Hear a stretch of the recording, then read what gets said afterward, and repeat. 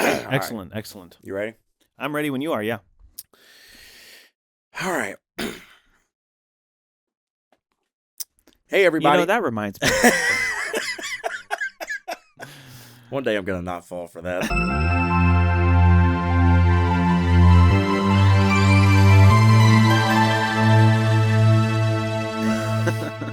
Hey, everybody. Welcome to episode 22 of Screen Woven. Welcome back. Your hub for all things stories. Hey. I'm Chris. This is Daniel, and we are here to talk some movie news and opinions and mostly those two things Yeah. with you. Um, another week with no big releases for us just yet. And by the way, forgive me, I am finishing up a cough drop here, but hopefully it's going to help us in the long run. A lot of news, though. A lot A of lot of news. news. Oh, A I was lot I of was just kidding. Is there actually news? oh yeah. Oh, okay. Well, I mean, I say I was that I was just being facetious. it's how do I put this? It's news for people like us. Oh, yes, I see. Like it, you really, it's more like mostly rumor, Yeah. but for people like us that like this is kind of what our whole thing is about. It's got to be news because we got to talk about it. Yeah. Um, but yeah, so we are getting into a season where there's going to be some big releases. I think that we're both interested in. I think. I know we've talked about Project Hail Mary on here. I'm not sure how actually excited you are for that or not. Well, I'm less excited because of what you told me that they pretty much already spoiled a huge thing in the trailer. Well, Well, but I'm also in some ways more interested because when you explain the actual plot, yeah. I was like, the trailer didn't convey that at all. That Yeah. sounds really cool. I think it's going to be a very good movie. And I think I know what they're going to try and have the I guess twist for the climax of the movie. I think I know what they're going to have it be, like what they're going to play up since they're going ahead and revealing certain things in the trailer. Keeping it sort of vague just in case people haven't seen it or whatever. Highly recommend if you have not seen the trailer, just don't watch it. Just take my word for it, or anyone else that maybe has read the book. Go see the movie. It's really good. If You've already seen it. I haven't seen the movie, but Oh. I'm telling people if you haven't seen the trailer, don't watch it. Just go see the movie. Like the movie will be good. Okay, I got you. I firmly believe it's going to be. First of all, I was going to say, I thought it didn't come out yet. yeah, no, not yet. I think we got another maybe a couple months. I think it might be like a quarter one 2026 release. Okay. But yeah, I'm mostly just saying because like what you're talking about, like we discussed my disappointment in the trailer, and now they've put out a new trailer that I think is going to be attached to Avatar: Fire and Ash, that shows even more of it, of the thing. It's of the same thing, but it shows more of it, and I'm like, why? Yeah, but I get it. I understand. I think the studio's whole thing is like we need a selling point on this, but that's not a selling point. The thing that you described when you told me how the story actually begins, that's a selling point to me. I'm like, ooh, that's really interesting. I agree, but like visual for a visual medium like the movies, I think the studio's thing is like we can hit a whole other target audience by just revealing that there's this one thing in the movie.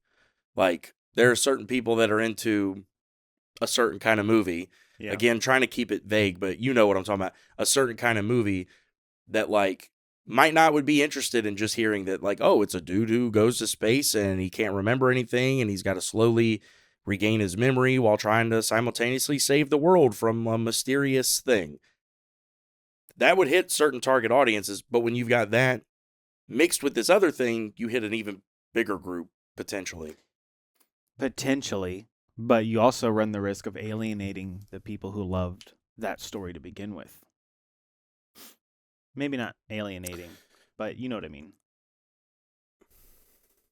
I mean, the people who loved it and you're still interested. I was going to say the people who loved it, that thing is still in that Yeah, story. So that's I mean, fair. That's fair. But I get what you're saying. I guess my thing is I disagree with how they cut the trailer. Some people might love it. I would be more interested to hear more people's thoughts, like Daniel, who have not read the book and their only experience would have been the trailer, to see their thoughts on it.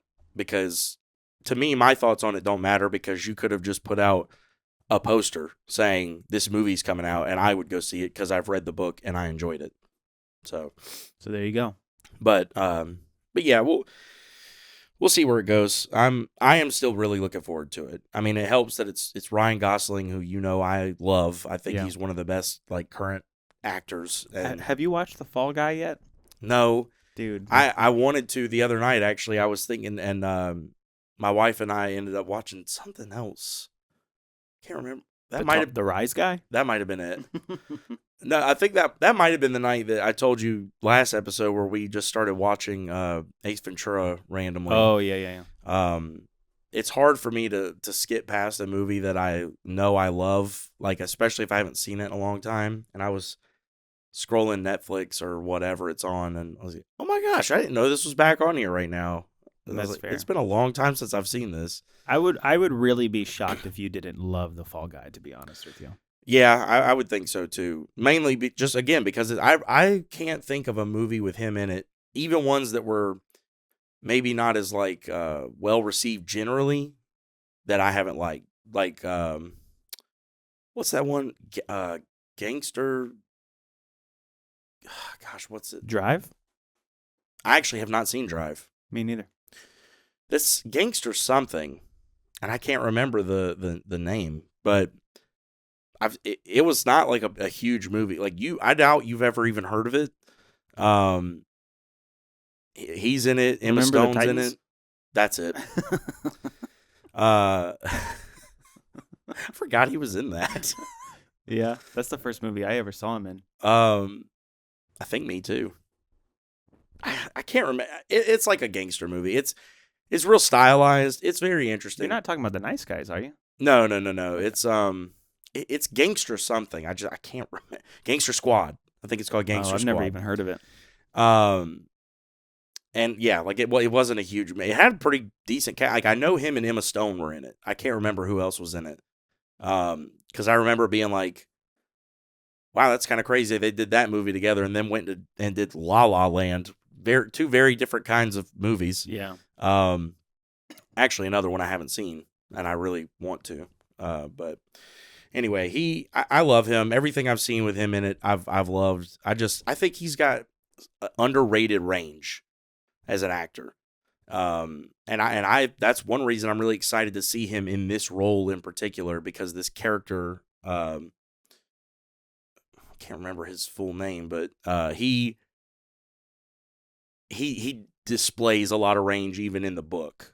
Like there's some very, very tense, emotional moments, but he's also like, just because of who he is as a person, is he tries to take everything as it comes and just be like real laid back and kind of, funny, go with the flow.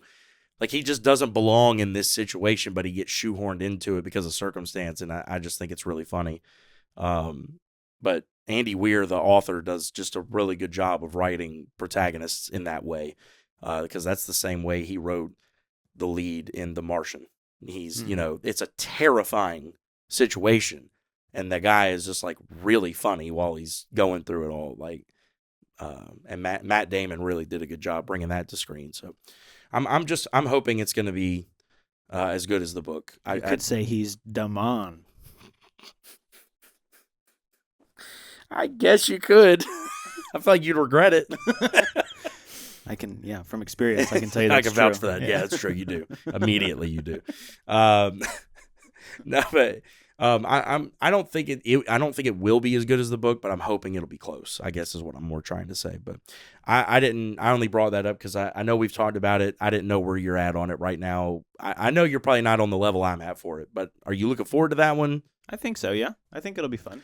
I feel like that's one I got to see in theater. Are you wanting to see that one in theaters? Not in particular. No. I mean, I I'm not against it. It's not like one where I'm like, I'm not going to go see that in theaters. But I'm also not like, I have to see it in theaters. For me, it's just more like the scope of it. You know, That's it's fair. like a big space epic, and I just Yeah. feel like that one, and it's got a big movie star in it. Like I Yeah. feel like big epics with a big name attached. For the first time, you got to see that in theaters. And it's been, by the time that comes out, sorry, it'll have been a while since I think the last one we'll have seen even up to that point will have been Fantastic Four. Right? Yeah. Yeah, I thought, okay. Yep. Which was summer, so. We just recently rewatched it because it's on Disney Plus now. I saw that. I want to rewatch that and Thunderbolts, but I want to wait and watch it with my parents. I need to get them caught up because I know for a fact as soon as Doomsday stuff starts coming out, they're gonna want to see it, and they're really behind. Like they're really behind the MCU ball. There was a time when they were actually pretty in the mix, like with it. They knew all the stuff. And then they became adults. No, this was, I was gonna say, this was like not that long ago. Actually, I had begged them for years to watch the Marvel movies, and they never, like they always.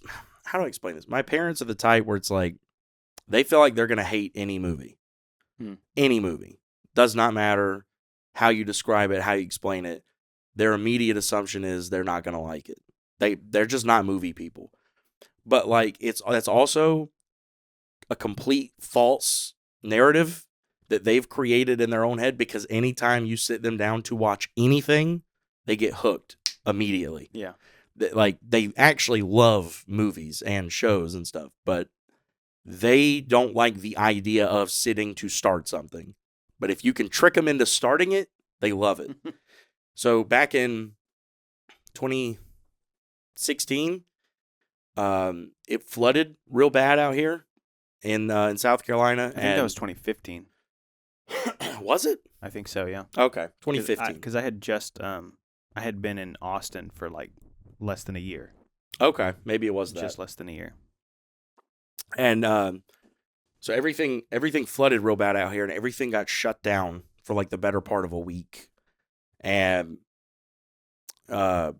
we were stuck at home, and we had power and everything. Like our area was mostly okay. I mean, there were some worse parts, but it was mostly okay. But we were stuck at home, and so I told them, I was like, "Hey, we can't do anything else. I mean, we can't go anywhere."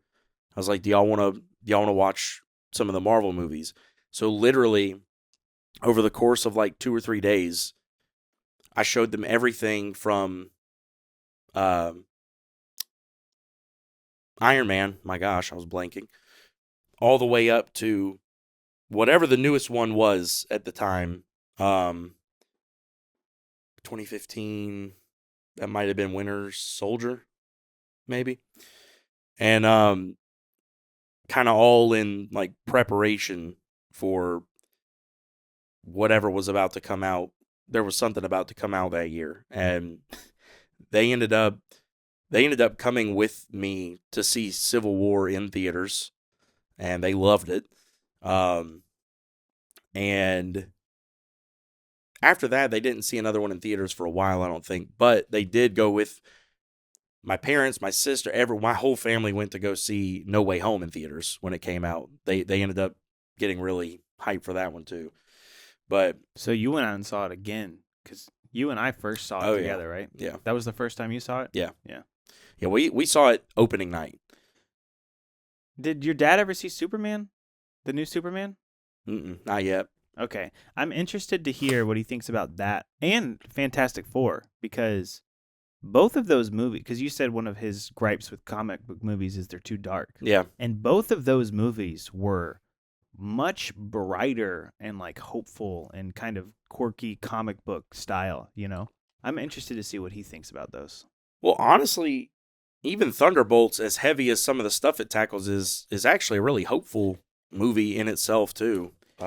It is. Not the same way of what you're talking about. Right, yeah. I mean, it definitely is. I love Thunderbolts, don't get me wrong. But even that has more like even just like the cinematography is a little more darker tone, That's true. a little grungier, which fits that movie. I'm not knocking it, but I understand like he likes the bright, hopeful comic book. The first comic books that came out were super colorful and bright, you know, and they were kind of quirky. Speaking of which, I actually saw something when I was getting breakfast on the way here, scrolling through TikTok. Did you hear about the new Superman comic that sold, like, broke a record? No. There was some company. They took Kryptonite out of the story, didn't they? I told him. No, this is old. I don't even know if Kryptonite was a thing in this one. Oh, well, then that's that makes my point even better. This was Superman #1. Wow. Like the ever. Very first Superman. Someone found it in a closet in their house. And it's just one comic book. It's Superman #1, the first Superman like issue. Oh, wow. And they sent it off to get graded just to see like what condition it was in. And it came back the highest graded issue #1 of Superman in the world. Wow. And it sold for over $7.5 million at auction. Gosh, man. And here we are trying so hard just to make I know. Make pennies. Well, the funny thing about it too is that honestly, that's probably chump change compared to what you could maybe get for it on like the open market. Like whoever bought it for that could still turn a profit on that. Yeah. Like not only is it a very rare just piece of fictional like history to have, but on top of that, it's the best condition one in the world. Like there's not one known of yet that's better. Yeah. So that's just crazy. It's super crazy. But yeah, I just saw that today. I was like, oh my gosh, $7.5 million. Crazy. Yeah, that's insane. I thought you were saying that a new comic line got released and it's been selling like crazy. Yeah. Like Well, actually, that is also true. I don't know about record breaking, but have I told you about the absolute stuff going on in DC, or have you heard about it? I know sometimes you peek in the comic store, but you haven't heard about it? No, I haven't. So I don't know all the ins and outs, but it's a new thing they're doing right now. I don't know how many titles they have running in it, but I know by far the 3 top ones are Absolute Batman, Absolute Superman, and Absolute Wonder Woman. And from what I've kind of gathered, it's Elseworld stories, as in like not in the mainline DC like comics universe. It's kind of alternate, I guess, reality or something to that effect. And it's Darkseid has placed each of these characters in like a different reality where their story is a lot different than how it is in like the mainline DC comics. And he like is trying to make them, I guess, essentially miserable. But I mean, of course, they're the heroes. They're going to come out on top. But the stories are crazy. I know the most about the Batman one because I actually have some of those. But I started looking into the Superman one. The Superman one is pretty nuts. He, like, the long and short of it is, he's still from Krypton, but his dad in this version from Krypton is not like a high up government official who's like trying to, warn the people of like this, that, or that. Like he's just like a farmer, like the people in the normal Superman stuff from Earth. He's like that. He's like a working class dude, and they are not like super well respected. And anyway, Superman ends up coming to Earth, and he's got like a much different. First of all, he's younger in this comic. He's like maybe early 20s. And he's just got like a very different outlook on things than the normal Superman. He's a little more jaded. And he's all about like just freeing people. Like he's like going to these places where, do you know who Peacemaker is? Mm-hmm. In this storyline, there's a group called like the Peace Corps or something, and they're all peacemakers. Like they all look, I don't know if they're clones or what, I don't know, but they all look exactly like Peacemaker. They got the helmet and everything. And they're like a militaristic force that like forces people to do like really intense, dangerous labor. And Superman like comes in and frees them. Lois Lane is like a soldier in this, who tries to capture him, but of course like ends up like falling in love with him because it's Lois Lane. Yeah. And he's like, his cape is made out of like sentient red dust. It's very interesting. Like, it's very That's weird. like Doctor Strange. Kinda. It's actually crazier than that because his is like just a cape. Superman's like, it forms around him in different way. Like, it'll do different things and it like talks to him almost like a Jarvis and Iron Man kind of situation. Weird. It's super interesting. I was really enjoying watching the videos about it. I might try and get my hands on some of those issues as well. The Batman one, he's not rich. He's like a construction worker, but he still goes out to be Batman. And he sucks at it because he doesn't have the money for the gear. yeah, it's like really hard. He's just basically walking around with like a Stanley hammer and a nail gun. He's got 2 cardboard ears on his head. Actually, his suit is crazy. His bat emblem is like takes up this much of his. It's huge, and it actually detaches and becomes like a big battle axe. He's Wow. huge. He's huge, by the way. And everyone in the Absolute Batman line is just like massive. Like, they're yoked. It's crazy, and it's like way more brutal. And the villains he fights are like, there are so much jokes and memes and stuff going around the internet right now because the new issue coming out in December is going to introduce Absolute Joker. Oh boy. And he looks like a literal like monster from hell. Like, he does not look like a mobster with a white face. He looks like an actual like demon. And people are like, Bruce, you don't gotta do this. Like, Gotham's not worth it, man. Like people are literally on Twitter like, he's still just a regular guy, right? How is he gonna fight that? Like, it is crazy what these villains look like. You're good. Keep talking. Oh, am I not? Oh, right. Oh, does that pull your cord? Yeah. Darn. Sorry, I didn't mean to. It's cool. I was trying to think of a subtle way to do this. You could just hit me. That would... Shut up! we gotta move the mic. Let's try this. I'm trying to get you to talk more. We're in a little bit different setup, guys. Yeah, we're still growing pains. Yeah, we're figuring things out. I'm trying to get it so that it's more on the side of your mouth rather than, but I don't know how to do that right now without causing a big ruckus. I need like the Britney Spears like headset. Oh my gosh, is this it? Yeah, that's him. That's the absolute. That's not even a Joker. Yeah, it's freaking crazy. What in the world? Yeah, that issue is gonna be it's already sold out of it. Yeah, dude, he's crazy. What in now, the that's world? alternate art, but oh, okay, that's fair. I don't understand that. That's him though. Oh my gosh! And those lines above his eyebrows, that's still part of his mouth. Like, Scott Snyder has come out and confirmed, like, there are still teeth up there. Ugh. Yeah, he's monstrous. He's monstrous. I hate that. Yeah, it's terrifying. I don't. Why? What's the point? The running thing, and I'm not. Man, I'm sorry. I'm not sure if this is just people joking or not. But the running thing is that Darkseid by far put Bruce Wayne in the worst reality because he hates him. Interesting.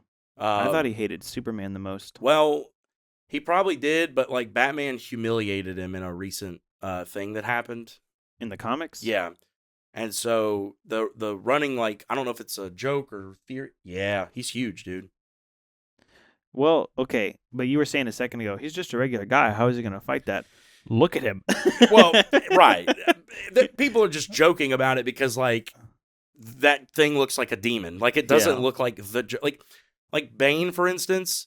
When he's like roided up on the stuff, the Bane venom. Yeah, he's massive. Like, he's bigger. He holds Batman by his head, and like, yeah, like he's huge.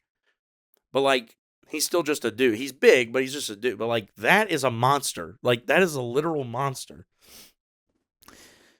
But he's Batman. That's true. It goes back to that thing you say about Batman, about how he's just pretty much stronger than Superman could ever dream to be. In a way, he's got that plot armor, baby. Plot armor. That should be the name of our show. Plot armor. Plot armor. Changing the name again, folks. What is this, number 4 or 5? I don't know. People who have been listening consistently probably haven't gone back as far as when we had 3 different names. Probably not. First, it was that's a rat. No. No. It was Once Upon a Podcast. That was it. That was the first episode. Yeah. And then the second time we had story time with Chris and Daniel. Then it became Screen Woven. Yeah. I felt like there was another one in there, like even for like an episode or something. We tried something else before we went to Screen Woven. I think you're out of your mind. Yeah, I'm crazy. But yeah, that's like what's going on with the absolute stuff. It's pretty interesting. Like if you just look it up on YouTube and like look at what's happening, they're really good stories, and they are selling like crazy.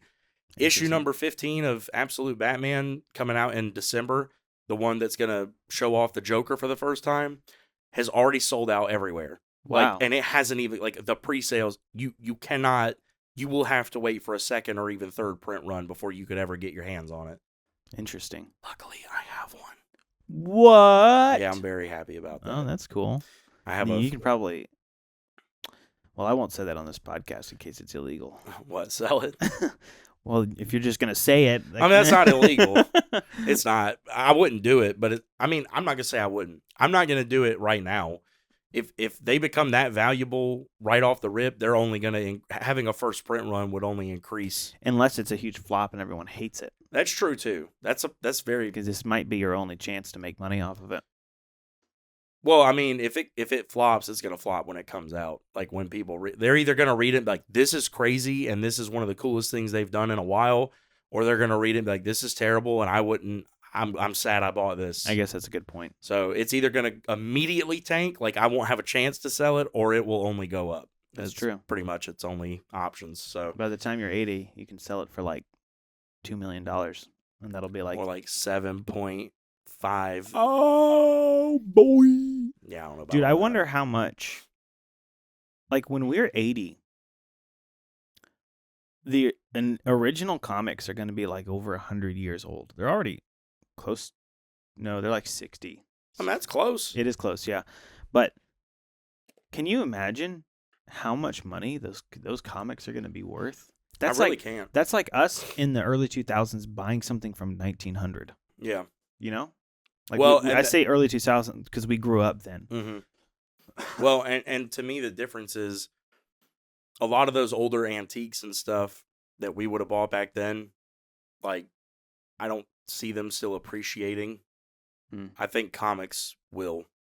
Actually, a friend of mine had a very interesting thing we were talking about the other day, where we were just talking about, like, the state of the world and all this stuff, and not going to get too deep into it. I know we try not to get overly political on here, but just basically, venting concerns and this and that and talking about the future. And why you should vote for it.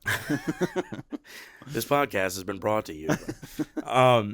No, but he had an interesting thing he said that I never thought of. Because my whole thing that I brought up was how we aren't a very industrial country like we used to be. We don't produce a lot over here like we used to, and I think overall that's been a not good thing. I think you should be able to offer something. We used to be big into all kinds of production. I currently still work in a factory, but even the factory I work in where we produce a product, like it's not an American company. Yeah.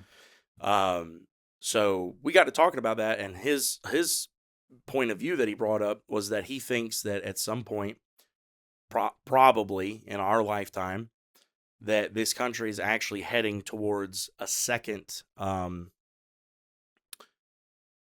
can't remember the word. Is it revolution? Yeah, like an industrial revolution. Right. But second, technologically? Kind of. His whole thing was that he thinks that since we as like a country have moved so far away from production as a whole, that our new revolution of that type would actually be like the arts. Yeah. That like America's like main export will eventually become things like comics, movies, things like that. And I was like, you know what? I've actually never thought about that. But like this country is one of the biggest like outputs of successful things in that realm. So it's a fair point. This country is the reason arts got globalized in the way it is currently. You know, like movies and stuff, like foreign films, they came to be because of Hollywood. Yeah. You know, I mean, that's definitely true. So I thought that was a really interesting take. Sorry. How dare you? I know. I might need another cough drop if we take our halfway break. Or I could just hit you again. It might work. If you do it right in the throat, I might just stop breathing for a few minutes and it'll reset me. Do you remember the Drake and Josh episode where Megan went on a date and they flipped out and then they got in a fight with her boyfriend? And at the very last scene, it's like almost like the end credit scene. They're like in casts and bruised and stuff. And Megan comes up and she's like, "That was sweet of you guys," and like gives him a kiss on the cheek. And Did they went to the theater? Yeah. Anyway, you said punch in the throat. And I just remember that line is so funny to me. They're just sitting there after she kisses them because like it's Megan, and they're like, "Wow, that was so sweet." And then Josh starts like going like this, and Drake goes, "Dude, you're crying," and he goes, "He kicked me in the throat." Gosh, that show was so good. Yeah. Of all these things getting comebacks and revivals and reboots, we can't get a Drake and Josh. I know, man. It's the one thing I'd want. Dude, them as an adult show, that would be pretty funny. It would be very funny. It would be. I was one of the people who was like rooting for an adult version of Ned's Declassified until that crew got together on their little podcast and were like ridiculous. I know. Like so many things just went. I was like, okay, I don't think I ever want to see you again, much less on a weekly show.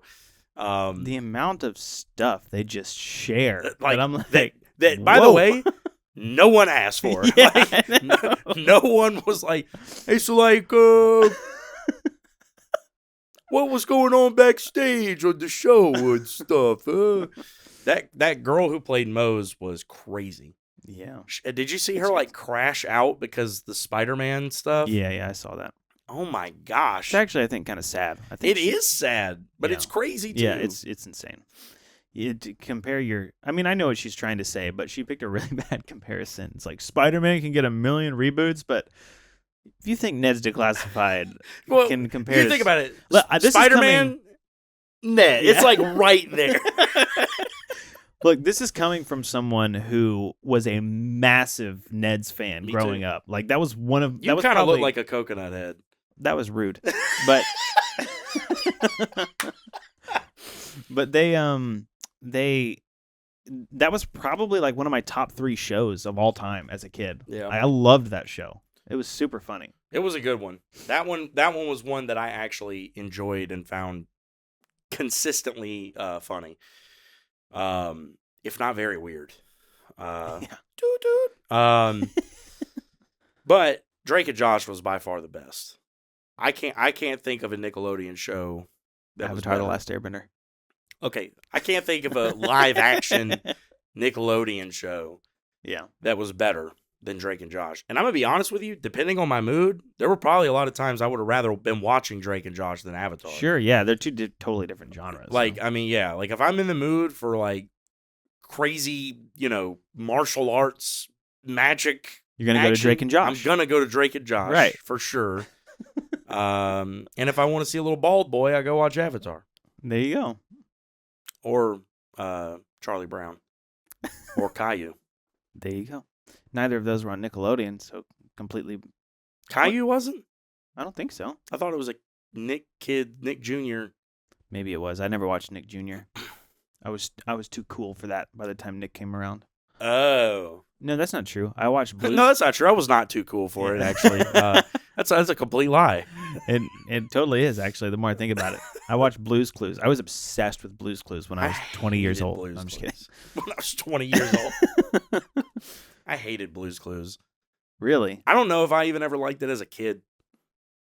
I don't know why I liked it so much, but I loved it. I had a blow-up chair like the big chair he has, and I had my own handy-dandy notebook.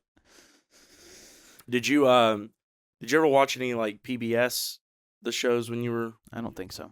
No? No. No Sesame Street, no Teletubbies. Oh no, I hated those. Barney. No, hated those. Dooley.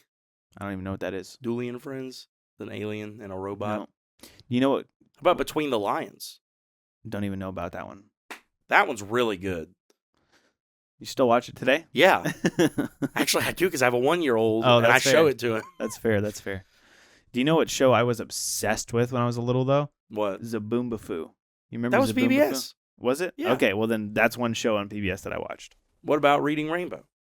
Don't know about it. You don't know about Reading Rainbow? No. Oh my gosh. Butterfly in the sky. All right, no one asked for that. Oh my goodness, that is crazy. Between the Lions is really good. I think you would honestly really see the value in that one. It's very, very cool. I'll take your word for it. Well, I'm going to show it to you. I'm gonna make you watch 17 episodes. No, it was I enjoy it, but okay, one more. Okay. This one's not PBS. Okay. Bear in the Big Blue House. I don't know anything about it. That one's a Disney one. Mm-hmm. It's really cute. We were showing my son that one the other day. My daughter likes to watch Little Bear a lot. We tried Little Bear, but I think we tried it like too early. He just was bored. Yeah. I like that though because it's very slow, calm show. And the colors are kind of muted. Very muted. Yeah, it's not a lot being thrown at them. So I like that. We're probably going to try that one again now that he's a little older, but we haven't. I liked Little Bear though growing up. That one was a good one. Coco Melon? Don't know anything about it. That was more of a joke. That's a new one. Oh. I don't know anything about it. That's like there's been basically like studies done on that one about like how poorly it affects kids' behavior and like mental capacity and stuff. Interesting.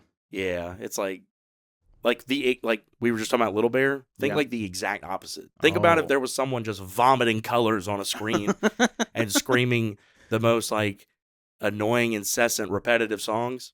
Coco Melon. Wow. So back to like so Coco Melon sings country music. Yeah. You know how they vomit colors and. Yeah. Well, you just said something about horrible songs or something. Well, you like country. Did you really think that? Yeah. No, dude. I've never liked country. But you play guitar. I don't even know how to respond to it. Do you know how many genres are played on the guitar? There's pop punk, which is probably my favorite. There's rock. There's pop. There's pop rock. There's pop and rock. These all sound like the same two genres just mixed together. There's pop. There's runk. There's prunk. So anyways, yeah, that was the joke. But I mean, I just thought that because you play guitar. Jazz. You've lived in Texas. You've lived in Nashville. Those are much more better points. Those points make it sound like maybe he likes country. But no, I hate country music. Interesting. Even if I didn't think you loved it, I wouldn't have guessed you hate it. Yeah, I mean, I pretty much despise country music. There's not a single. There was one dude. I went to this writers round, or not writers round. It was this writers group in Nashville, songwriters, and they would have people who wrote hit songs come in and talk to him. And this one guy who wrote this big country song called "Suds in the Bucket" came in. His name's Billy Montana, and he told his story about how he, came to be a songwriter and how that song, how he played that song, and hearing him talk about it and stuff made me kind of like the song a little bit, just hearing the backstory. And he was a really cool dude, and he was very, very talented. But yeah, I mean, just as a genre, it's just I just don't like to listen to it. I don't like the banjos. The banjos. I don't like the banjos. You sure you don't like country? I mean, I don't despise the banjo as an instrument necessarily, but just the way it's used in country, the strings, the way they're used, and the talking about beer and boats and fishing. I will say I am more of a fan of older country than newer country. Yeah, I love Johnny Cash, for instance. Like pop country. I'm not a fan of it as much. But like older, like there's so many country songs that tell a story. And I like those.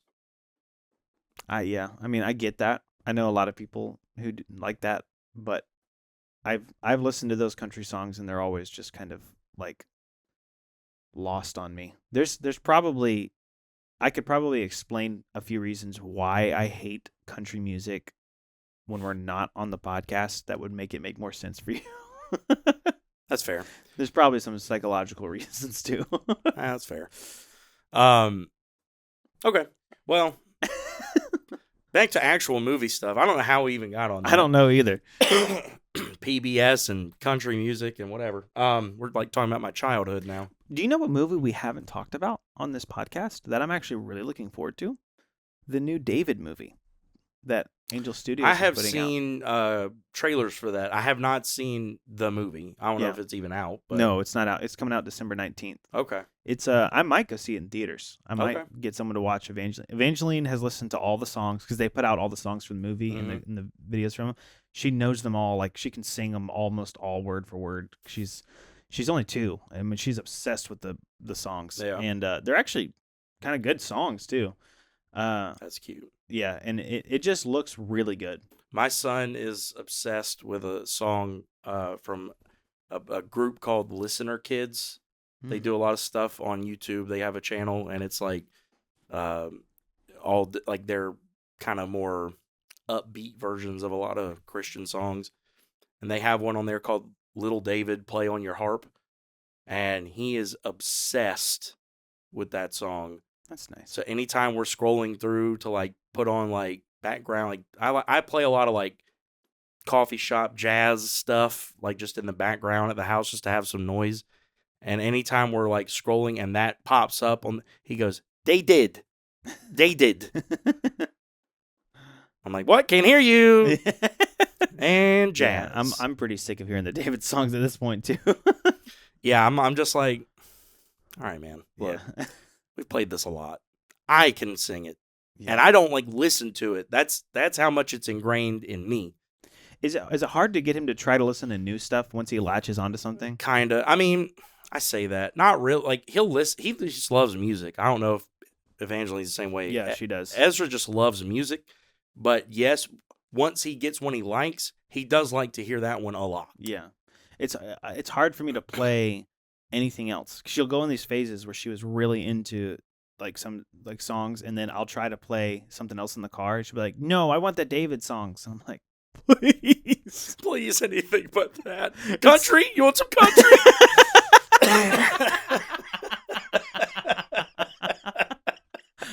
That was really good. Oh man. No, we just kind of, I guess, I try not to get too like bent out of shape about it because like I think about it and I'm like, okay, yeah, he does this, but my grown adult wife fusses at grown adult me because I rewatch the same movies over and over and over. She gets really tired of it. I'm a comfort movie guy. So if we're just like sitting doing nothing and I'm like, hey, you just want to like watch something? She'll be like, yeah, sure. But she never has like a suggestion of what to watch. So I'm just like scrolling endlessly unless I pick something. But my pick is going to be like The Nice Guys or Ocean's 11 or Knives Out, all of which would be for like the 100th time. Yeah. And she's like, we're not watching this again. I'm like, but I love it. Yeah. It's my dated. Okay. Then you pick! Pick something. It's not that easy. What do you want? That's kind of what I was getting at. Also one I could put on for the 100th time. I love that movie. We won't get in that discussion because you got some news. We haven't gotten into the news at all. We're almost an hour in, I think. Yeah. I mean, to be fair, it's not like a lot of news, and some of it's not even news. It's rumors. It's olds. It's olds. But we're gonna talk about it as if it is news because that's what we do here. One thing that has, I think, pretty much been confirmed that I'm interested to get your opinion on. I hate it. All right, moving on. Sadie Sink. You familiar? Oh, that's been confirmed. From what I've heard, Whoa. like official accounts, like not just the ones that do scoops. Yeah. Official accounts were reporting that Sadie Sink is in Avengers Doomsday. But that's all that's been confirmed. I still don't know if I've seen any of those accounts report that she's in Brand New Day. Okay. But I have seen them say she's in Doomsday. Maybe she plays, because the original, there were two big theories about her. The first one was that she plays Peter's daughter, and like Tobey Maguire's daughter, right? Which is kind of sweet. The other rumor was that she was Gwen Stacy from another universe, like Spider-Gwen. I don't know. They were gonna that would aggravate blonde. Me. Yeah, why would you pick a redhead just to turn her hair blonde to make her Gwen Stacy? Yeah, and then leave Zendaya's hair brown to be MJ? Yeah, that's another good point. Especially because I've seen some mocked up like AI stuff of her with like red hair, and it actually would have looked really good. Like they totally could have done that. Yeah. And just didn't. And then you go get a redhead and like, by the way, here's Gwen. Yeah. Oh yeah? Oh yeah? Oh yeah? No. I don't vibe with it. Your movie flops. All right. It's not confirmed, Chris. We said this is news. Yeah, do you need me to play some country for you? Yeah, soothe me. Give me the beat, boys, of free. That's not country. Is it? Oh, okay. Wanna get lost in a rock and roll and drift away. I don't know. Maybe that's not country now. I feel like it was. I felt like soft alternative rock. Yeah. If it's sang with a country accent, I don't like it. But especially people who don't actually have a country accent, who don't have a southern accent, and then they just sing that way, that really drives me crazy. I don't know if I've ever heard of anyone doing that. Keith Urban, he's Australian. Did you not know that? See, like John Mayer, he has some songs that you just hang on. Hang on, before you say anything else.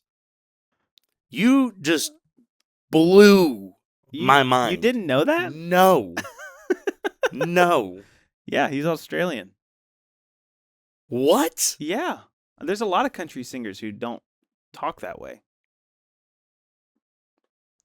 Okay. Continue with your John Mayer point while I soak this in. I was going to say, John Mayer and Keith Urban have done some stuff together before. I don't know if they actually recorded a song together, but I know they played live and stuff. John Mayer has some country elements in some of his songs that I kind of like, but he doesn't sing with that twang. He doesn't make it this like, he doesn't fall into the whole Southern country culture when it comes to that style of music. He just kind of uses the style to be his own thing. And that's what I like about it. Or what I liked about it, about his stuff. Yeah, dude.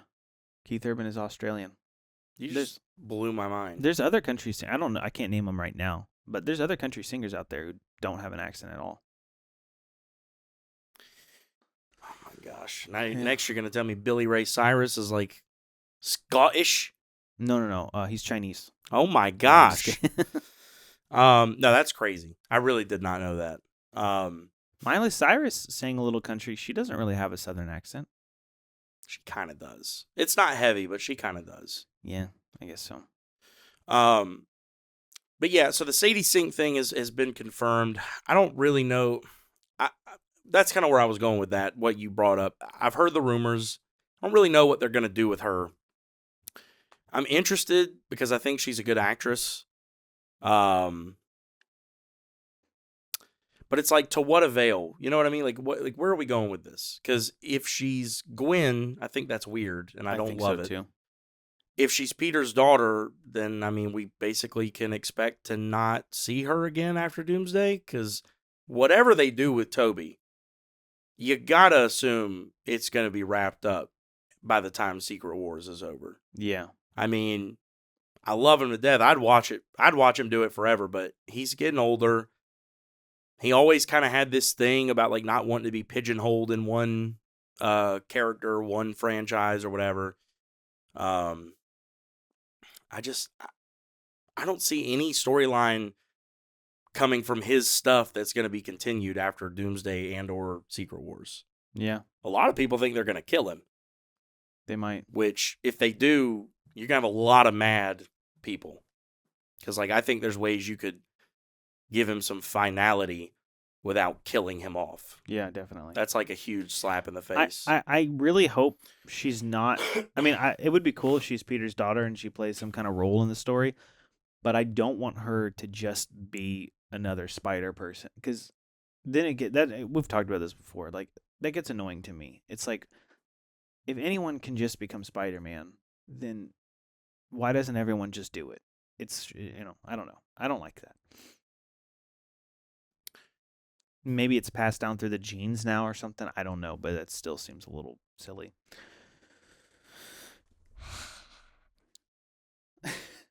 I guess. I mean, I don't know. The only way they could do it is if she ends up in some kind of multiversal war and she gets, like, the same Miles Morales thing. She gets bit by a spider that was intended for her from a different universe. Like, well, I don't think. I mean, in the comics, because Peter's DNA has the stuff in it, like, if she is his daughter, in the comics, she's, like, born with abilities because she's his daughter. I don't like that. So, like, as a baby, she's learning how to, like, they're, like, raising a baby with she's powers. like dangling. Yeah, literally. Yeah, like, she's dangling from the ceiling and stuff, sticking to it in comics. I don't know, man. I don't know.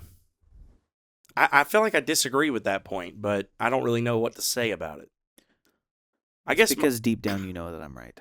Well, like, anyone could be Iron Man, but no one ever gives him that. I mean, literally anyone could be Iron Man. You just put the suit on. Sure, yeah, but it makes sense for that reason, because that's actually not even true, because Jeff Bridges made that whole point, is like, Tony Stark built this in a cave with a box of scraps and you can't. I'm not saying anyone can build the suit to the same, but I'm saying anyone could be Iron Man. Yeah, but but you just put his suit on. Well, sure, but to actually become Iron, I mean, you just got to guard the suit in that case. To actually become Iron Man, that had to be something only Tony Stark could really do. He did it in a unique way that only he could really do.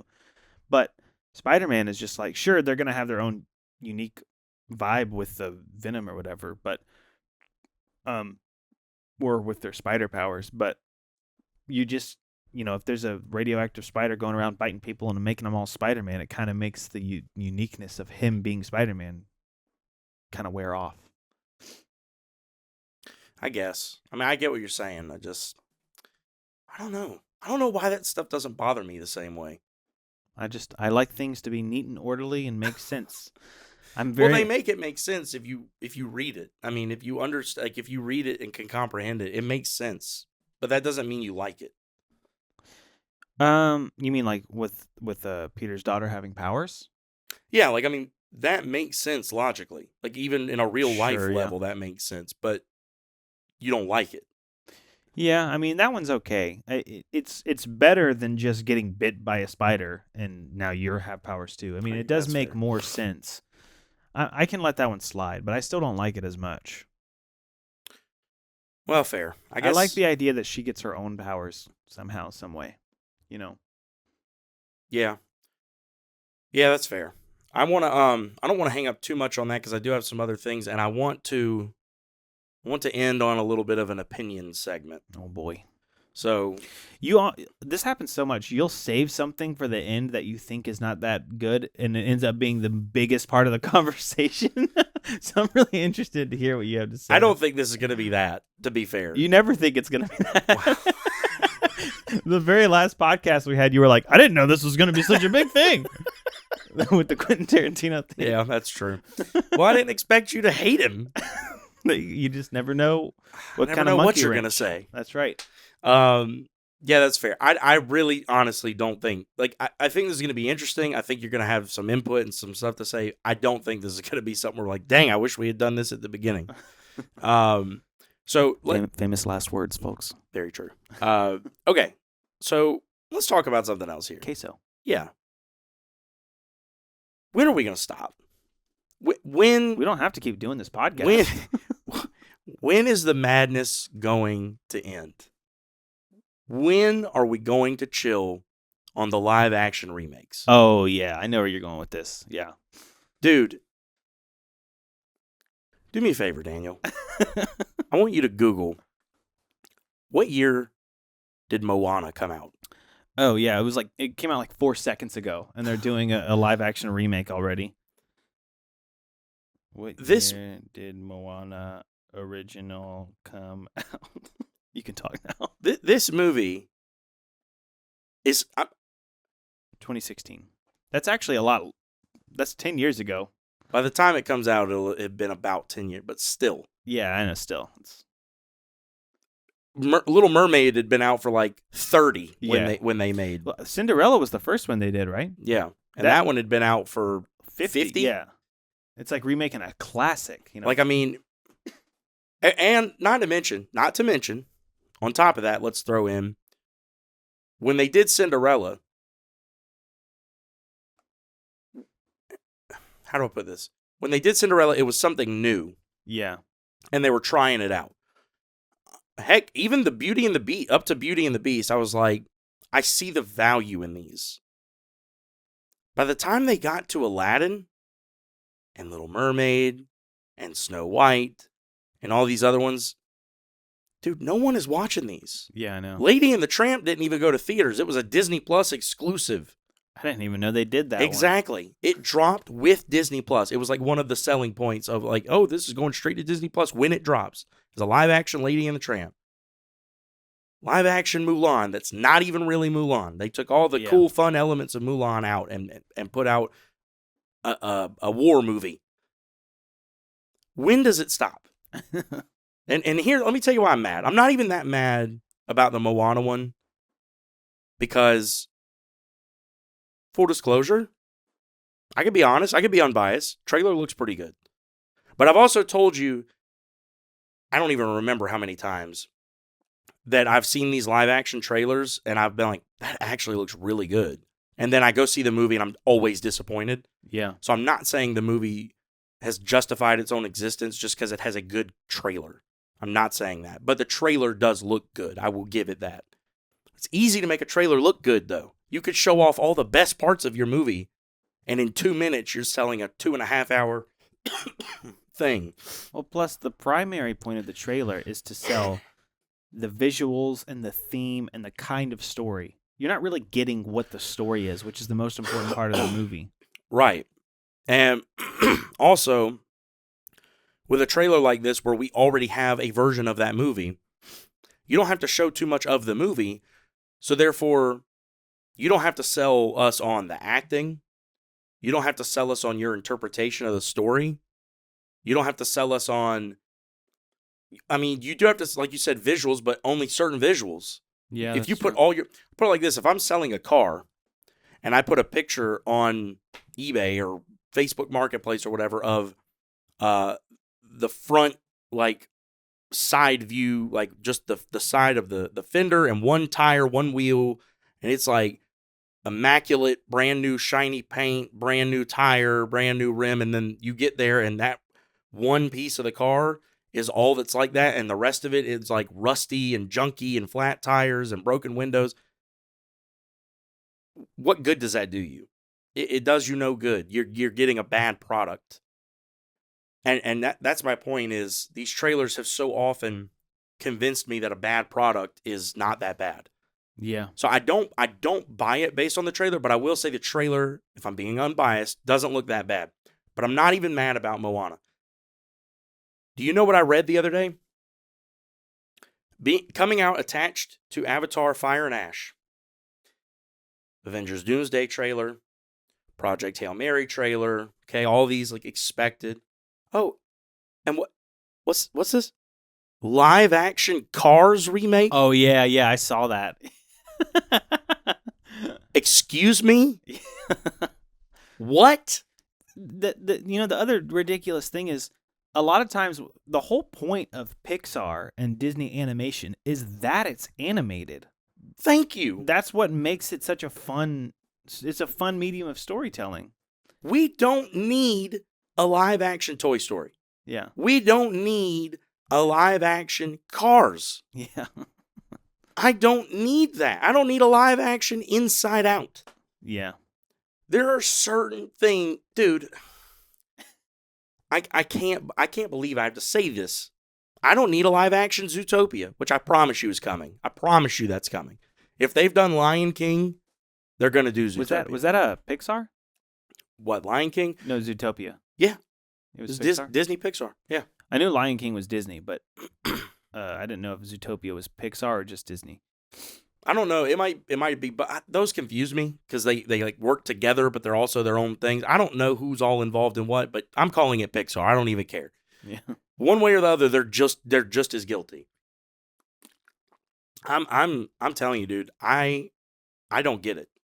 I don't get it at all, and I really, for the life of me, can't understand what a live action Cars would even begin to look like. I know. Who would find that appealing? Yeah, I know.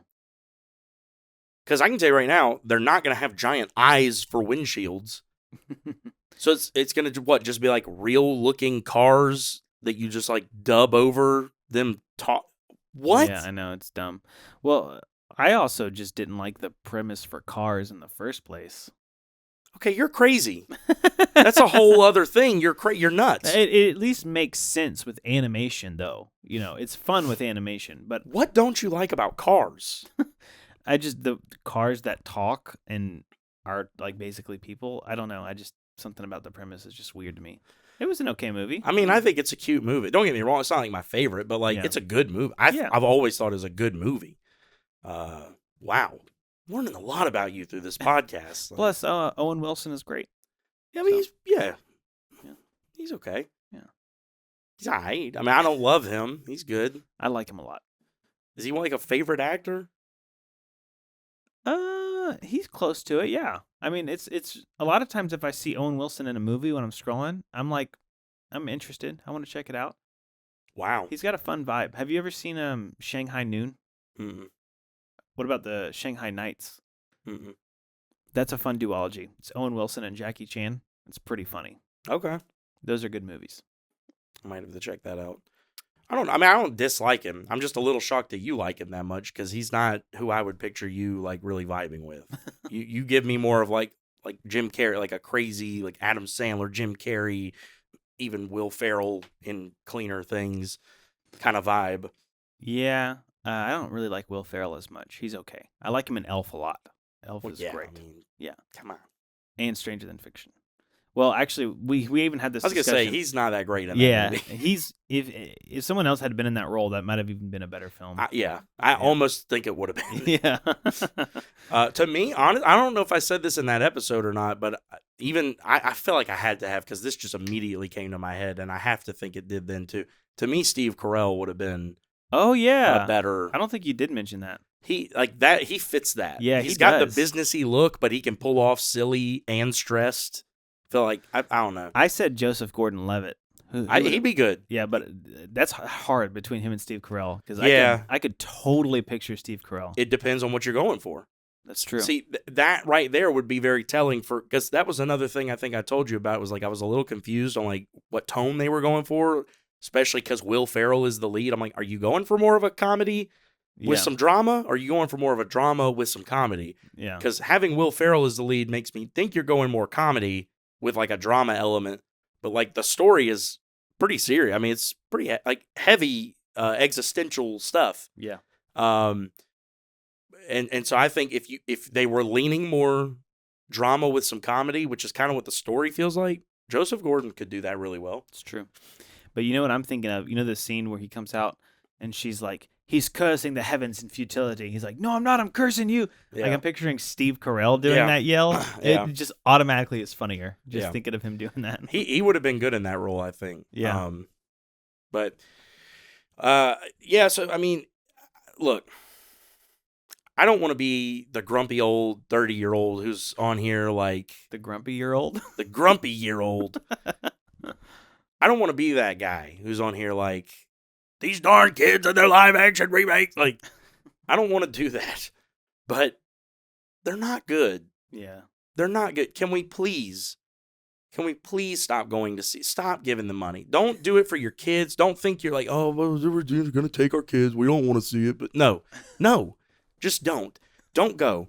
Make them be like, oh, wow, absolutely no one went to see this. Maybe. They're not that good. and we should put out good movies. Well, but is that going to stop them? Because nobody's really going right now. Enough people are going.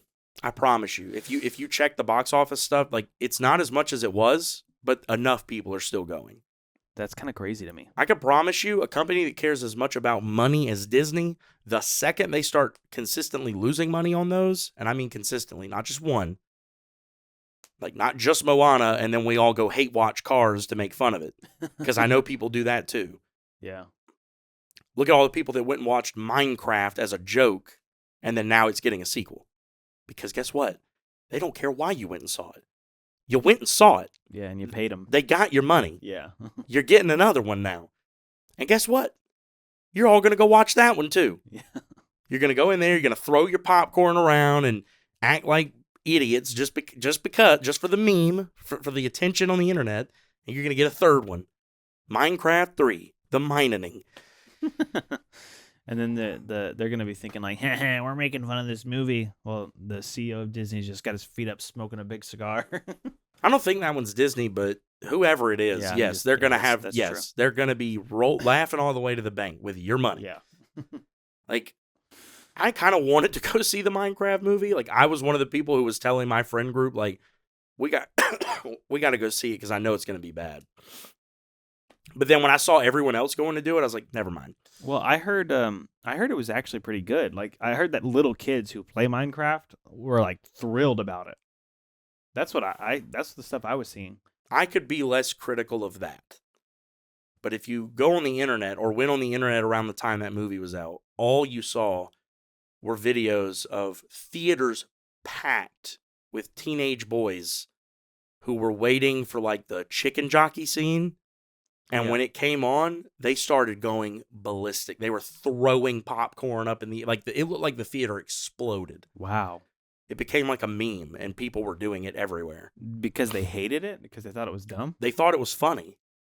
Like, there's a scene where they're like in a wrestling ring, and all of a sudden, it's a character from the game where it's a chicken. I know what you're talking about. I just thought they were all excited when I saw Right.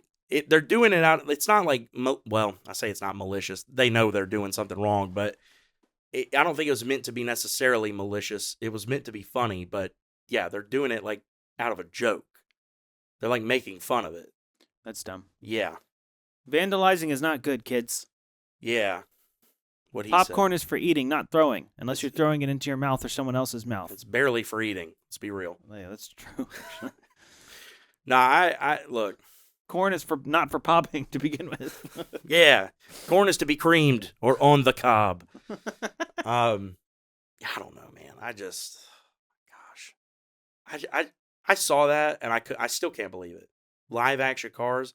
Like, I thought it was a joke. Yeah. But I have seen nothing to say that it is. Yeah. Yeah, that's really dumb. Anyway, moving on from that. I don't want to get too... I will rant on that. I will be saying the same thing over and over and over, so I'm going to move on. But I felt like I had something... Oh, Ryan Johnson, who is currently kind of in his roundings of promoting Wake Up Deadman, which is about to hit theaters for a few days. If you can see it, please go support it for that one weekend it's in theaters. If you don't, you will have to wait until December 12th, I think, to see it on Netflix. Spend the money that you are going to spend on those dumb live-action remakes on Wake Up Deadman. Yeah. Yeah, support a creative franchise that's actually trying to push a genre. Not that I'm, like, film broing you. I'm not that guy, but, like, come on. Come on. He was asked, apparently, what he thought about putting Benoit Blanc, Daniel Craig's character, in a Knives Out Muppet movie. And he said that while he does think it would kind of break the reality of like the world that Benoit Blanc lives in, because all these are kind of a shared world, he's just in different places. He said he's not like opposed to it. It would be like a funny, unique idea. I think if you could do it apart from like the main thing, like do it like on another way, like it's its own universe, right? Like separate it as plainly, clearly as possible. Even if you do the whole shtick where he wakes up at the end and it was a dream kind of thing or something. Sure, yeah. Whatever. I don't care. That would be funny because the people who write the Muppet stuff have actually some really clever writing, both in like a funny way and like funny, clever, like tropey, which it really plays on the Knives Out thing really well. I would be interested to see him interact with the Muppet group. We haven't had a new Muppets movie in a long time. It's been a while, I think. Yeah, and I like all their stuff. They're really funny. It's usually really clean. It's usually really goofy, just lighthearted, and it's pretty funny. Yeah. So that was pretty easy. That's kind of what I was gonna be like. What are your thoughts on that? I honestly was that the thing? No. Oh, okay. No. We're not on the opinion piece. Okay, all right. No, you'll know because you'll want to talk about it for an hour. It's gonna be the coolest thing we talk about all the. No, I'm just kidding. I really don't think it's gonna be that big a deal.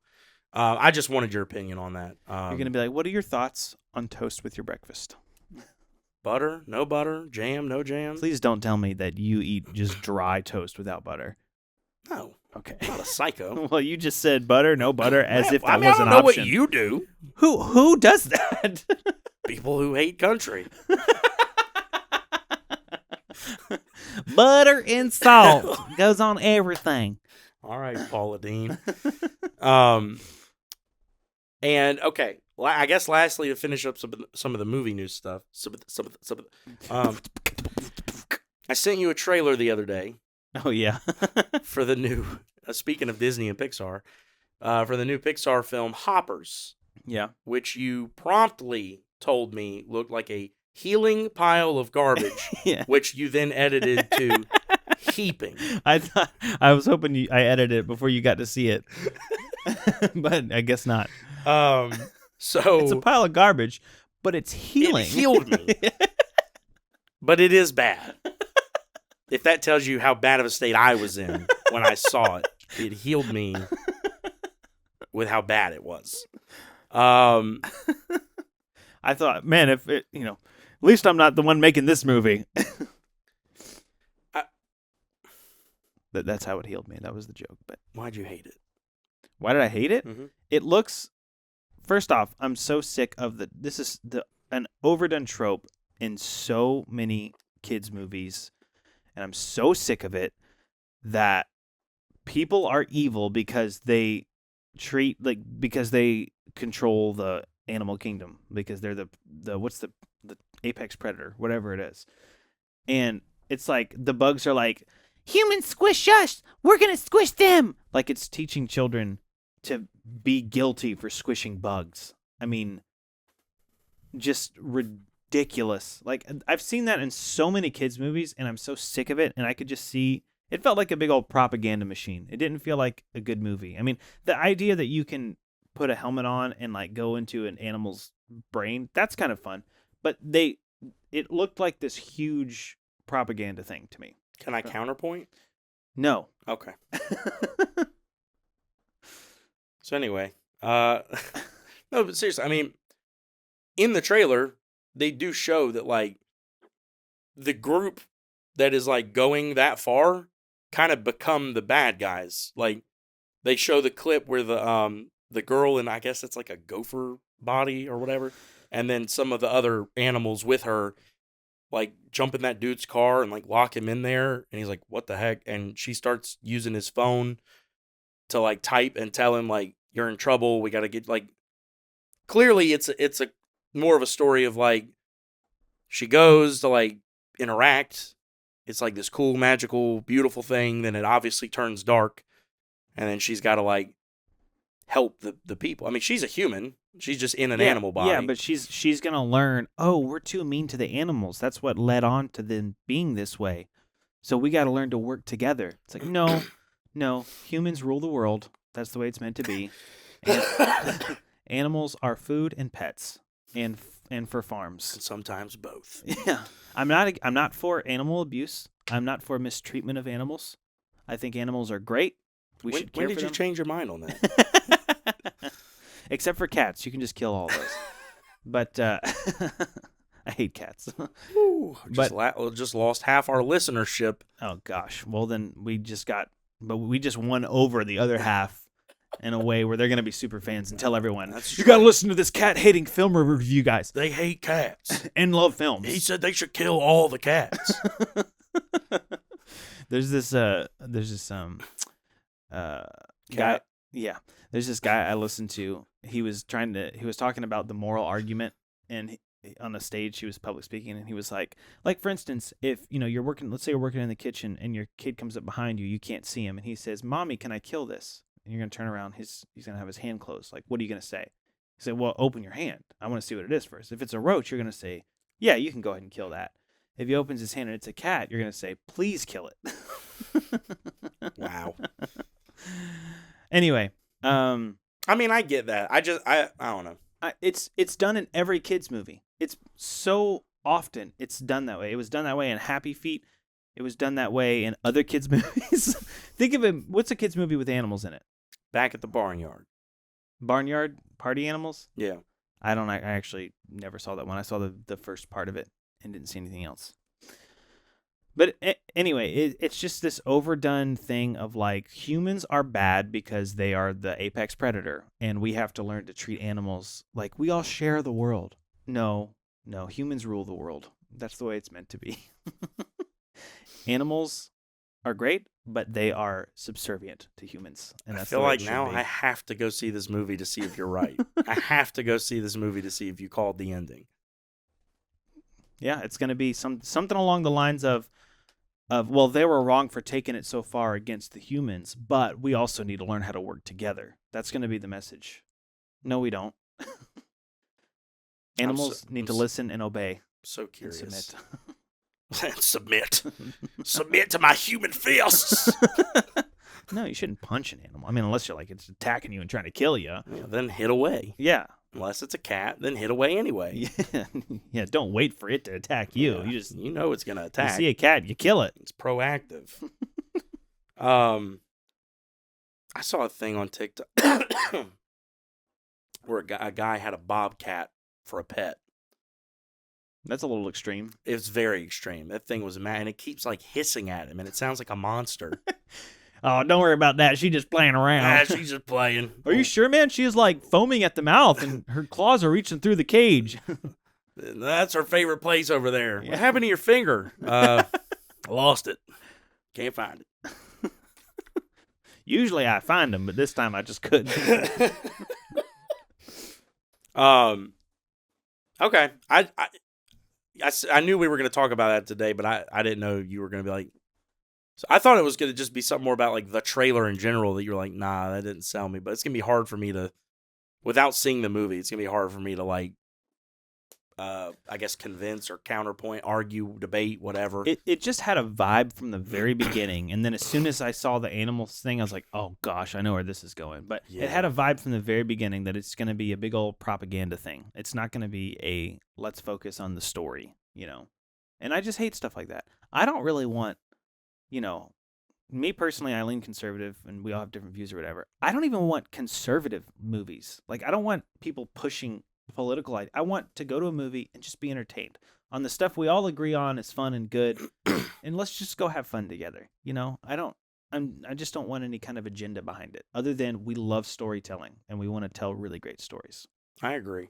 That's why I like those Knives Out movies, and of course there was a few things in Knives Out. I was gonna say there's some political stuff. Yeah, that I didn't like. But to be fair, it's on both ends. Not really. Yeah. No. They kind of make it seem like, oh, see, we're showing both sides, but the message of the movie leaned. It was in favor of the left. But I don't think Glass Onion did that though. Glass Onion, I don't remember being very political. Yeah, there wasn't any political messaging in that one. And even in Knives Out, I still disagree with it. I wish I would have left it out. But it's still the main purpose of the movie was to sell a good murder mystery, and so I can let it. To me, all the political stuff I remember in the first Knives Out was more like humor than it was like genuine messaging. Well, except the very end of the movie, it was like the undocumented person was actually the hero. Like that was kind of the setup, and all the people who disagreed with that were the evil bad guys who were rich and or at least not rich but greedy. They wanted all the money. Yeah. That's fair. I'm not even saying what side you should believe on that. I'm just saying You're saying that the movie leave showed it a certain way. Yeah, and let's just leave it out. Leave that stuff out, Fair enough. So I guess last piece here. This is the opinion piece. Oh boy! All right. So get ready. We're going into hour number 2. I mean, my hand's really warm. Actually, that was crazy. They're smoking. Yeah. Smoking. Okay. I want to know, because we have the Doomsday trailer coming up. Yes. What do you think the trailer is going to be? Like, give me the Daniel cut of the Doomsday trailer. Like what I would want. Like, in your mind, what do you think it'll be? I mean, it could be what you want or what you like. I want to know. I guess I want to know 2 things. I do want to know what you want to see in it. But before you tell me that, before we get into like what I really want to see in it, I want to know like what your vision of the trailer is. Like, what do you actually think it's going to be? Like, from opening to this, to this, to this, to this is how it closes. Dude, I have no idea. Really? I just have no frame of reference. I mean, they've kept so much from us. The only things, I mean, if you're talking about this is how I want it to begin, middle, end, I don't know. I can tell you some little blips of things I'd like to see. Like, I would like to see Doom. I'd like to see him take off his mask, especially if he's got a jacked up face, but I highly doubt they're going to show that. I do think they probably are going to show him with his mask on. Just barely. They'll show a little bit of a glimpse. I would like to see a tease. I don't want to see the spoiler of the big characters that they're going to bring in the movie that we don't even know. But we have a pretty good idea. They're already bringing Tobey Maguire and Andrew Garfield in. So, a little tease at showing them, like maybe seeing Doom and being scared. Like, I'd like to see some of that. I want them to give us enough for us to be like, whoa, like they're really being ambitious here. That's the feeling I want to have when they're done with it. And, but other than that, I mean, I got no frame of reference. I don't know what they're doing with this movie. The only thing I know, and this isn't even necessarily confirmed, but it's pretty close to confirmed. The only thing I know is Doom is mad and he's going to the house where Captain America and Peggy are to get revenge on him because of something he did when he returned the stones that messed up the timelines, and his family apparently died. So, yeah. So, this is what I want. Okay. I want it to start. You see grass, and the camera like slowly pans up, and as it starts to hit like a walkway and then some steps, you start hearing the Peggy and Steve song, like that, the old timey, and then it's like you're standing like on the sidewalk in front of their little house, and all of a sudden, like the music starts to get like, it's the same song, but like in a creepy way, as you see like the hem of a green cape kind of come into the frame of camera, and you start seeing it like it stops right there and then moves forward, like walking through the yard, and then it cuts and goes in the house, and you just see them like living life, doing whatever. I don't care. They could be like just laying down together, or like dancing, or eating breakfast, or I don't care. Just doing something in the house together. But like you're getting this eerie, intense build-up feeling, and it might cut here and there to a couple other things, like maybe some like frame of reference stuff from earlier movies, like showing Steve putting the stones back or something. I don't know. And then all of a sudden, while they're doing whatever, you just hear at the door, and the music stops, and you're like, oh my gosh, like it's about to go down. And then Steve like cautiously goes to the door and throws it open, and Loki is standing there. Oh, Loki. Ooh. And he's like, I need you to come with me right now. And you're like, oh my gosh, like completely throw everyone for a loop. And because I've heard rumors that Loki is putting together a team to defend the timeline. Yeah, I've heard that too. So he is trying to get his own Avengers team throughout time. And from there, I get, it would probably like cut and show like a bunch of different stuff. I would love a voiceover of Doom giving like a monologue or something just to like hear his voice. I don't know if they're going to do that or not. But the only other thing I want to see, other than like a cool fake out like that, like you said, I would love to see some glimpses of other universes. I would love to see like Toby like pull his Spider-Man mask off and be like looking up at the sky as like an incursion is taking place. Oh, that would be sweet, yeah. And him be like, what's going on? And then like, that's how we know we get him out of his world or whatever. And maybe Andrew maybe show some of the X-Men from that universe, since we know we're going to be there for a little bit. I want to see a glimpse of like what our people are doing right now. Like I want to see what the Thunderbolts are up to in this. I want to see what Fantastic Four, since both of those are our most recent movies and their post-credit scenes are our most recent frame of reference for like what's going on right now in the MCU as a whole. I want to see that. I felt like there was something else big. I don't know. But I will say this, how I think it's going to end is it's going to, do their normal thing where they like amp it up, amp it up, amp it up. Then the title shows. And then after the title, they have the little stinger scene. And I think that's just going to be where we get our first full glimpse of Doom, like slowly walking up into lighting in full costume. I like you. I don't think we're going to see his face in this trailer. But I just have this vision of them hyping up this like thing with Steve and Peggy, and like Doom is coming there because that's what the big rumor is, and that it ends up being Loki at the door with the green cape. Mm-hmm. I like that. That's good.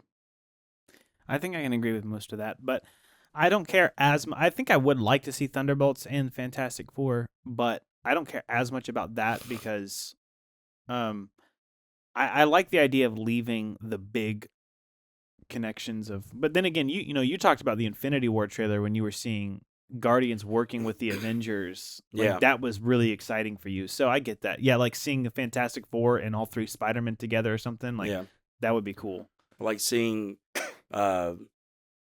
Shang-Chi and Daredevil fighting someone. Oh, dude, that would be sweet. Like, oh man, dude. Or Spider-Man and Daredevil. Yeah. Which we're probably going to get that in Born Again 2 anyway. Did you hear Punisher's not coming back for that? No. Because he's doing his own thing or whatever, and he's in Spider-Man. Yeah, he's in Spider-Man, but that's probably going to tie into Born Again. I hope they're probably going to set it up before Brand New Day, where it's like, ooh. But yeah, so that's like I said, I knew that. I kind of figured that wasn't going to take too long. I just wanted to know what you think's going to be in it, what you want to see in it, just because I'm getting really excited. And I think by the time we do our next episode, it'll either be out or almost out. When does Avatar come out? Do you know? I don't know. Thought you were like looking forward to it. That's a good one. I'm just trying to fill up space while you look up for it. While you look it up. Let's see. And I can't laugh that long. Dude. What? Avatar Fire and Ash comes out on the 19th, which is 2 episodes from now. It'll be the day we do 2 episodes from now? For us. Oh. The day we meet up to do, not the next episode, but the next one will be the day the trailer comes out. Oh, boy. Oh, my goodness. Let the countdown begin. Yeah. Dude, next year is going to be crazy for movies. Yeah, we're going to have to save up. Yeah. I'm going to have to get you some tickets from Michelin or something. It's going to be, well, there's Born Again 2, which isn't a movie, but that's going to be, I think, really important. Yeah. Then there's Brand New Day, then there's Doomsday, and I feel like there's more, right? Project Hail Mary. Oh, yeah, Project Hail Mary. I think you and I are both more optimistic than we thought about Toy Story 5. I know I am. No, I feel the same way. That what you showed me wasn't a shock to me because I had read something about that already. Oh, okay. I had not. Yeah. And I will say, like I told you in the text, I still think they ruined it by not ending it with 3. But if you're going to have 4 in there, I'm okay with a 5th one at this point because it can't get worse. As a matter of fact, it almost looks like they're like retroactively moving around 4, because in 4 Woody's not with the toys anymore, and then in this trailer for the 5th one he is. Yeah. I mean, I'm sure there's going to be something that gets them back together. Right, like it's like they're retconning it to like be like, forget that. Do you know what I think they're going to do though? Because the whole premise of the movie is like technology is pushing out old toys and kids don't want to play with toys anymore. I think they're probably going to make it worse. Like you said, it can't get worse. I think they're probably going to end up, Buzz and them are just all going to be lost toys with Bo Peep, and they're going to live happily without getting played with anymore. That's what I think they're setting it up for. Dude, why do they waste their time on this when they could be making an Incredibles 3? Really? I'd much rather have an Incredibles 3 than a Toy Story 5. But not only was Incredibles 1 one of my favorite movies. I love the first one. The second one, to me, was not a good enough place to leave it off. Like, they should have just left it at 1. I'm going to tell you this. There is a lot of, like, lore in those movies that people have dug into that I think if they did it right, they could make one of the best Pixar movies ever with Incredibles 3. Because there's a lot of stuff. There's like a hero in the first movie who you never meet. He's dead in the first movie, but... Gazer beam? Yes. I think so. Yeah. And there's like a huge thing that like, he's Jack from the future. Oh. And there's like that's really cool. A lot of evidence to support that. Okay, well then I'd like an Incredibles 3, please. And it would be like the family fighting Jack. Oh my gosh, like, dude. It would be heartbreaking. It would be amazing. It would be epic. I need a good Incredibles 3. I don't care about Incredibles 2. I'll just watch 1 and 3 forever. I don't care.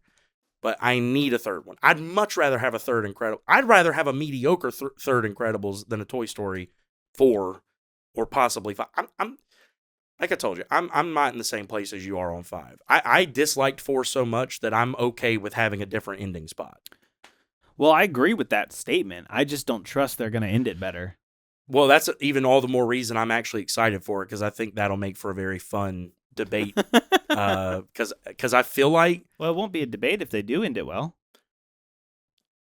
I feel like it would be a debate if it ends the series better, which would mean I like it. I'm okay with it. But like the movie itself, you don't agree with. I think it would make it a good discussion. I don't think there's anything I'm going to disagree with on it. I'm saying I think the way they're going to end the story, I don't trust that it's going to be good. Oh. Like I think they're going to end up doing like you know how Woody left and it was actually kind of sad at the end of 4? I think they're going to be like all the toys are going to leave and it's going to be really sad. I have a different theory. What's your theory? I think Andy gets a son, and he comes back to Bonnie to get his toys to hand down to his son. Oh, and he's like super crunchy and doesn't like technology? I don't know about that, but they at least have sentimental value to him. Yeah. I mean, you don't have to be anti-technology to have sentimental value in your old toys. That's a good theory. If they do that, I'll probably like the movie. And see, to me, right there, leave it alone. Yes, please. If you stick the landing by having Andy come back, he has a son, he met a college sweetheart, they fell in love, they have a son or a daughter, whatever. Come back, get his toys, hand them down to his kid, and then the toys still get to be with Andy. You know, yeah. But I like that. That would be. I would love that. Chef's kiss. Yeah, it still probably wouldn't be quite as good as 3. Yeah, I mean 3 was beautiful. Like it would be poetic in the sense that it's full circle, like it ends back with Andy, which would be cool.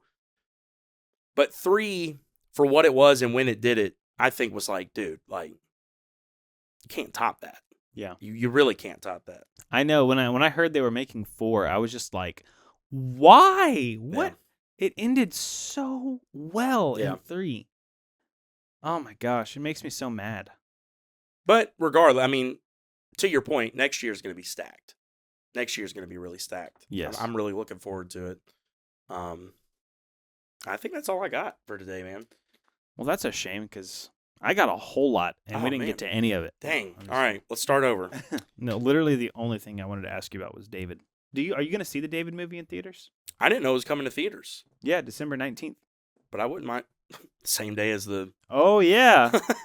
I didn't think about that. Yeah, I mean, I wouldn't mind seeing it. I wouldn't mind seeing it and talk about it. That'd be cool. Yeah, it looks really good. Have you looked up the songs and stuff? I didn't know when you were telling me all that. I didn't know those were out. Yeah, all the songs from the movie are out, and it's like it looks really good. They Phil Wickham. Mm-mm. Do you know the songs like "This Is Amazing Grace" or that's Phil Wickham. He plays older David. Oh, okay. And there's a guy who's actually I think from Disney who plays young David. I thought Oscar Isaac was playing him. Mm-mm. Brandon Erngman or something like that. But yeah, it's gonna be stacked. I think this Doomsday trailer is gonna be a great precursor to. Yeah, it's gonna be so good. It's gonna be peak. Yeah, Wake Up Deadman and then Doomsday trailer are a good way to end the year. Yeah, for sure. Yeah. I do have another question for you. This won't take long, but I know I said we weren't going to talk about it, but I have to know. Okay. You said you got to watch one episode of One Piece. Oh, yeah. What'd you think? I liked it. I wasn't like crazy about it. For one, I didn't get to watch the whole episode. Oh. So, but it's very unique, and they did a really good job. Like, I'm not super crazy about it. I'm not sold, but I'm intrigued to keep watching more. Because one of the things I loved about it is they did this way better than either live action Avatar: The Last Airbender. But they somehow made it feel like an anime thing with like the shots they chose and the expressions of the actors and stuff. It feels like anime, just real people. Yeah. It's pretty incredible how they did it. Yeah. And like the part where she shoots him and then like the bullet goes in his chest and goes boom. Like it's super wacky. It's funny. Very wacky. And it's unique. I like the idea a lot. I am anxiously awaiting season 2. Also, the I don't remember his name. This like because he gets on that boat. What's the main character's name? Luffy? Monkey D. Luffy. Monkey D. Luffy. He gets on. He meets Kobe. Guy. Kobe? Is it kind of blonde? The anxious, like purpley, pink-haired. I think it's purple, yeah. All I remember is the way it was parted, the glasses, and his expression on his face. I was like, that's an anime character right there. It's like, it was really good. I was very impressed with the amount of... Also, the shot when Luffy is in the... First off, it did have a really cool opening. That was my favorite part of it so far, where the guy mentions the One Piece and then he gets shot and assassinated. I'm like, this is cool. But then it goes to Luffy out in his little boat that's sinking, and he's like talking to the camera, and he says like, I'm going to be king of the pirates. And then like the angle, it looks like a drawing straight out of manga, the way they shot it. Yeah. It was, I really respected and appreciated that. I can tell you, if you're intrigued, you'll be sold by the end of the first season. All right. Like you'll enjoy it. You won't be able to appreciate this at all until later. But the scene you're talking about, the opening where they execute Gold Roger, there are so many people in that crowd that are like not really foreshadowing. I don't know how to put it. Like they're big characters. Like way later in the story, they're like a big deal, but they're already like planting the seeds of them being in this world in that crowd watching. There were like whole video breakdowns of like all the faces in that crowd at his execution. Wow. Interesting. They put a lot of detail into that show. That's pretty cool. Yeah, I'm looking forward to it. And also, I want to finish the last episode of The Paper too. Oh yeah, did you watch The Paper? I forgot we were going to do that. I haven't got Peacock yet. Oh my gosh. See, I watched One Piece and you didn't watch The Paper. Well, I wouldn't say you watched One Piece, but I watched enough to talk a little about it at the end. I am still I do want to see it. I just haven't got Peacock yet. I just can't bring myself to buy Peacock yet. I get it. You can probably do a free trial, right? I've already done it. Use your wife's email. Oh, that's a good point. We'll cheat. Yeah. Cheaters for the win. That's what the message here is today, kids. Cheaters always prosper. And also, you're too young to be listening to this podcast. If you don't get sarcasm, you are. All right. Well, thanks again, guys, for listening. That's all I got for today. We'll be back in a couple weeks with hopefully a little more news and some new stuff to talk about. And then the week after that, Doomsday! It's Doomsday time.